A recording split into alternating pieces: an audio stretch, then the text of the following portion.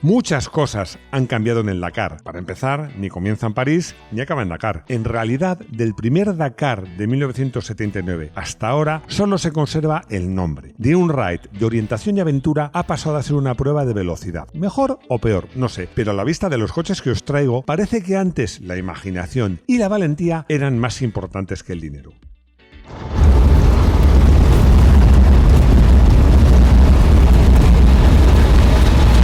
Bienvenidos a Garaje Hermético. Enciérrate con nosotros.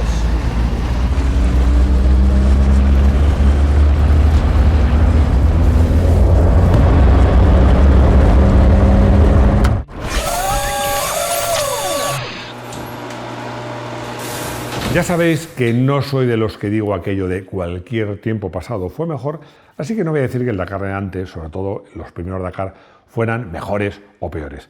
Pero desde luego lo que sí que eran muy distintos. Fuera de cámara, y que no está en guión, ha surgido una pequeña duda.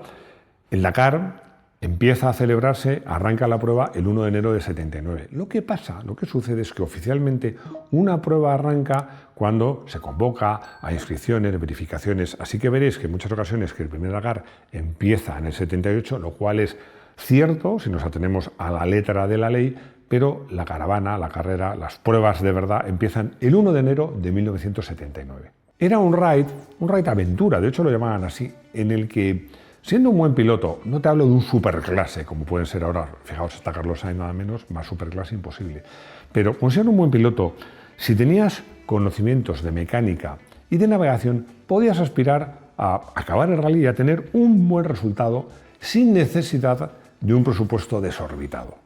Si quieres saber más de esto, de cuánto cuesta correr un Dakar hoy día, te invito a ver un vídeo que hicimos que se titula exactamente eso, ¿cuánto vale correr un Dakar? Por cierto, también hicimos un vídeo titulado Coches míticos del Dakar. Este de ahora, ya te digo, no tiene nada que ver con aquel, va por otros derroteros. Y también hicimos no uno, sino 2 vídeos de la historia del Dakar. Si te interesa el tema, te aconsejo que los veas, porque ahí se cuenta cómo ha evolucionado el Dakar desde sus principios, como os digo, y sobre todo el primer Dakar, como veréis, era un ride de aventura que podía correr con casi cualquier coche hasta el día de hoy. Y es que, insisto, en estos primeros rallies, y en el primero sobre todo, porque el primero siempre es diferente, pero sobre todo en los primeros Dakares, bastaba ser un buen piloto si tenías conocimientos de navegación por el desierto, no había tanta electrónica, y sabías de mecánica, porque ibas a tener problemas que resolver.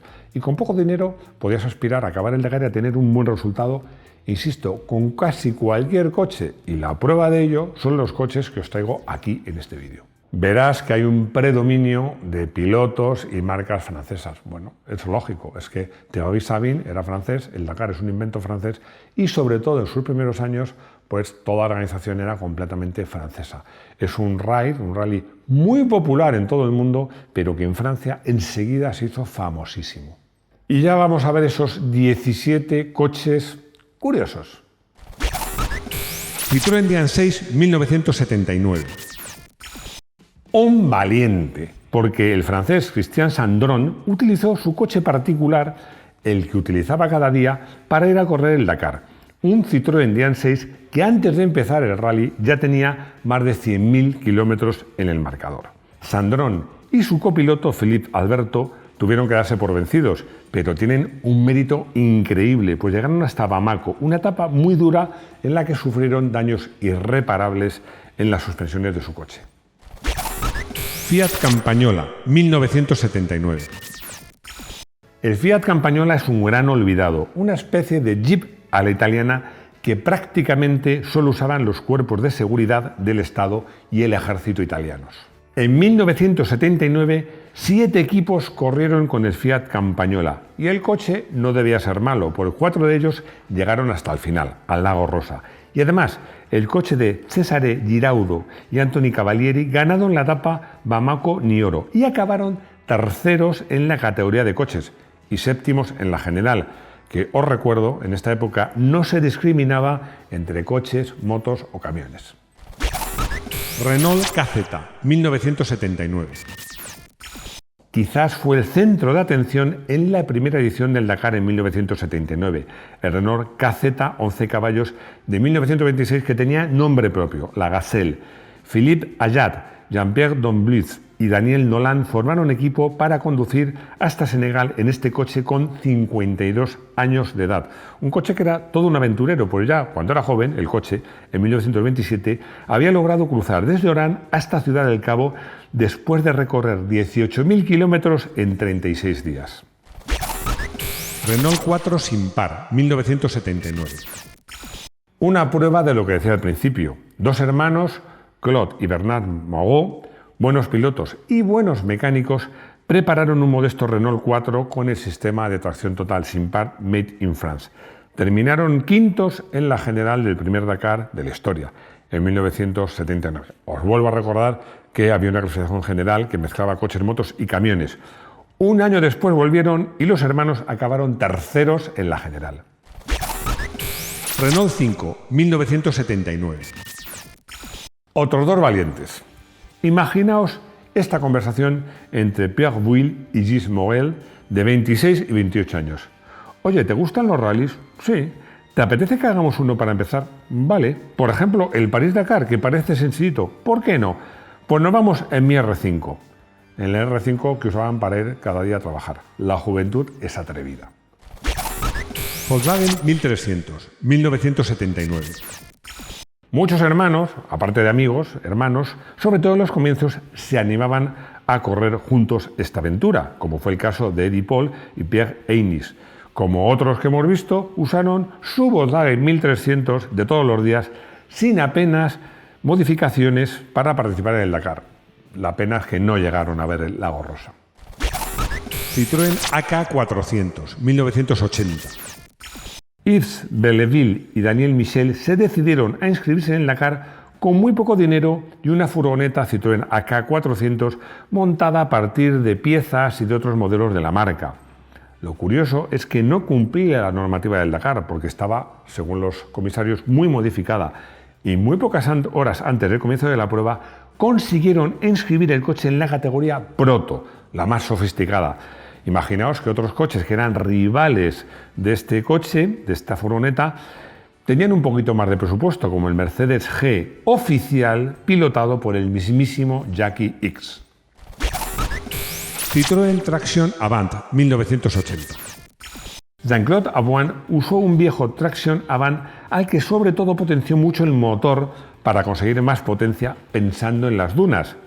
No hizo lo mismo con la transmisión, que fue lo que finalmente cedió. Renault 12 sin par, 1980. ¿Se te ocurre un coche menos dakariano que una berlina Renault 12? A mí no, pero Jean-Pierre Huguet, Jean-Paul y Dot, esto no les importó nada. Habían visto el buen resultado de la transmisión sin par, un especialista francés, como os he dicho, que se asoció con Renault para hacer sistemas de tracción total y hicieron estos sistemas para el Renault 4, el Renault 6 y el Renault 12 y estos corrieron con el Renault 12. Sbarro Windhound 1980. No todos son modelos populares. La marca Sbarro es una de las pocas marcas suizas y fue fundada en 1971 por el diseñador y carrocero italiano Franco Sbarro, que diseñaba sus propios coches y les montaba motores de origen BMW o Rover. El Windhound fue una especie de sub de lujo lanzado en 1979 basado en el Mercedes-Benz Clase G con un motor V8 de 6,8 litros y 282 caballos. En 1980, una unidad pilotada por Michel Diallo participó sin éxito en el Rally Dakar. Hanomag Atlas, 1981. Vamos con un camión. Y no un camión cualquiera, un camión de bomberos. A finales de los 70 y primeros 80 eran muy frecuentes los camiones Hanomag en los parques de bomberos alemanes.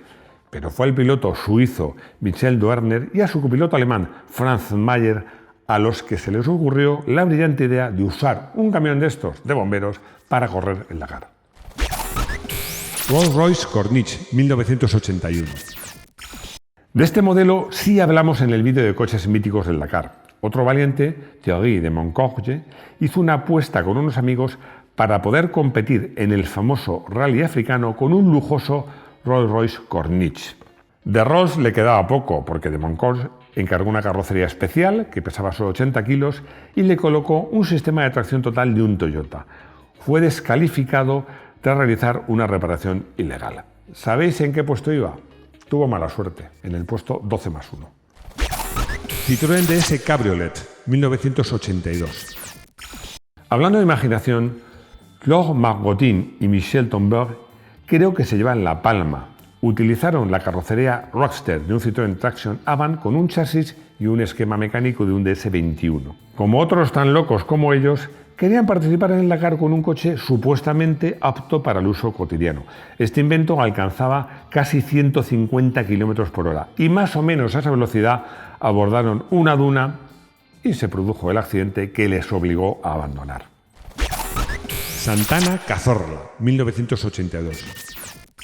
Por fin un coche español, y es que en 1982 el francés Dominique Sudoé utilizó una Robert Santana Cazorla Made in Spain con motor diésel de 6 cilindros y una extraordinaria potencia de 94 caballos. En 1983 Dominique volvió a inscribirse con el mismo coche y en su equipo contaba con el ex piloto de rallies español Pedro Maimí Codina, que iba en este caso de mecánico.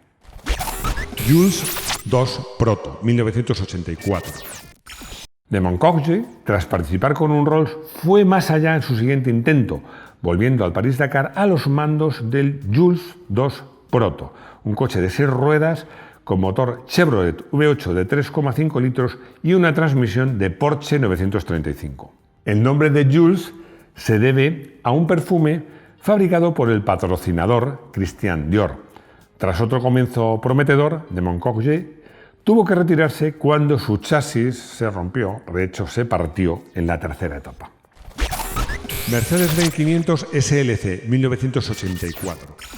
Ya hemos visto que se puede ir a un Dakar con mucha clase, en un Rolls, en un Sbarro o, por qué no, en un Mercedes, y con dos equipos, uno formado por Albert Fulz y Hans Schuller y un segundo formado nada menos que con un expiloto de Fórmula 1, Jochen Mass, y su compañero Stephen Perry. Ambos terminaron la prueba en los puestos 44 y 62 y ambos estaban patrocinados por el perfume Hugo Boss y por Blackpool. Esta fue la primera y única participación hasta el momento, y yo creo que en el futuro no va a cambiar, del SLC en el Dakar. Citroën 2 caballos, 2007. Este intento no fue en los comienzos del rally, sino ya en 2007. Los hermanos George, Philippe y Gilles Márquez participaron en un Citroën 2 caballos de 1963, al que le hicieron muchas mejoras. Entre ellas montaron dos motores de Citroën Visa que juntos alcanzaban la elevadísima potencia de 100 caballos. A pesar de reforzar el chasis y la suspensión, fue precisamente esto, la suspensión trasera, las que dijo basta en la cuarta etapa. Conclusión. Como os decía, no es que los primeros Dakar fueran mejores, pero eran distintos. Eran más un rally de aventura. Era un rally, como os digo, que si tenías casi con cualquier coche más o menos bien preparado, con unos conocimientos de navegación, de conducción y de mecánica, podías intentar participar e intentar acabarlo. Algo que hoy día es completamente inimaginable. Coche del día. ¿Qué os parece como coche del día el Renault 20 con el que Claude Marot ganó el Dakar de 1982? Fijaos, era un tiempo en que con solo 133 caballos se podía ganar un Dakar.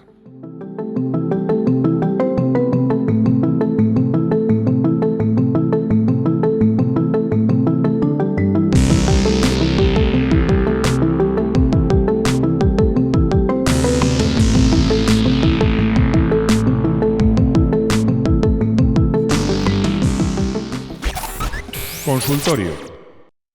Andrés me hace una pregunta que tiene su interés, porque me dice que por qué Porsche no ha participado oficialmente más en el Dakar. La respuesta es, os recuerdo, que Porsche ganó en 1984 con un 911 muy preparado, con tracción total, y después, en 1986, nada menos que con un 959. Pero, a ver, voy a ser malo. En esos tiempos, para un equipo como Porsche, un equipo oficial con los medios de Porsche y con estos coches, ganar el Dakar era casi como robar un caramelo a un niño. A mí me gustaría que Porsche ahora volviese a correr el Dakar. Paco me pregunta qué modelo de coche ha vencido más veces el Dakar. Una respuesta que es sencilla pero interesante. Es el Mitsubishi Montero, que ha ganado 12 veces. En 1985, 1992, 1993, 1997, 1998, 2001, 2002, 2003, 2004, 2005, 2006 y 2007. Y llegamos al final de este vídeo. Todos los años hacemos un vídeo, por lo menos, del París-Dakar. No tanto de actualidad, eso ya lo cuentan otros.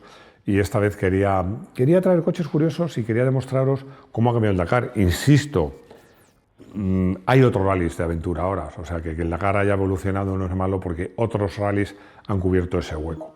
Espero que os haya gustado el vídeo, espero vuestros comentarios, que me pienso leer como hago siempre. Gracias por vuestros likes, gracias por suscribiros, gracias por haceros miembros y ayudarnos a mejorar y gracias por compartir este vídeo y gracias por venir aquí en el próximo vídeo, porque ya sabéis que espero veros de nuevo aquí, en nuestro garaje hermético, muy pronto.